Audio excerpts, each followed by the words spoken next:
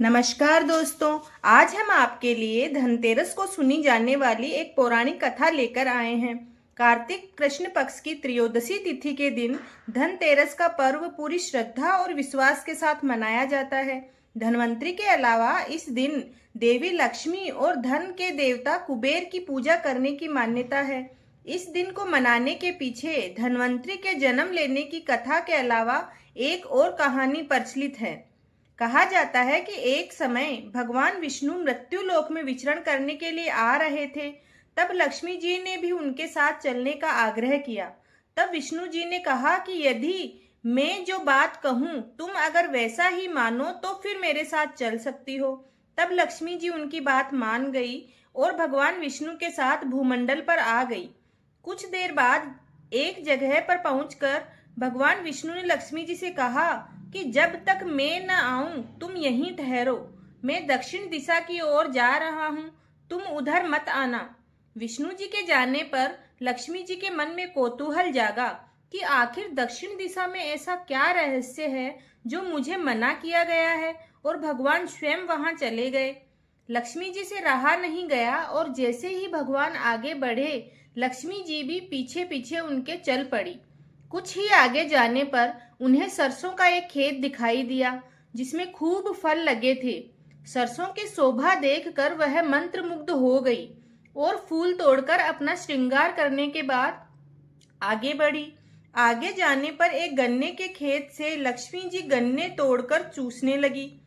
उसी क्षण विष्णु जी आए और ये देख लक्ष्मी जी पर नाराज होकर उन्हें श्राप दे दिया कि मैंने तुम्हें इधर आने को मना किया था पर तुम नहीं मानी और किसान की चोरी का अपराध कर बैठी।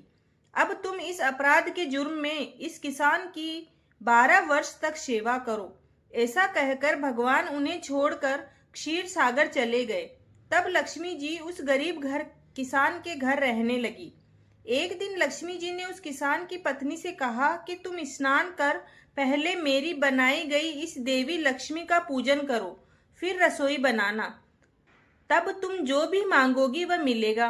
किसान की पत्नी ने ऐसा ही किया। पूजा के प्रभाव और लक्ष्मी जी की कृपा से किसान का घर दूसरे ही दिन से अन्न धन रत्न स्वर्ण आदि से भर गया। लक्ष्मी ने किसान को धन धान्य से पूर्ण कर दिया।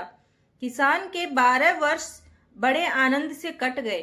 फिर 12 वर्ष के बाद लक्ष्मी जी जाने के लिए तैयार हुई। विष्णु जी लक्ष्मी जी को लेने आए तो किसान ने उन्हें भेजने से इनकार कर दिया।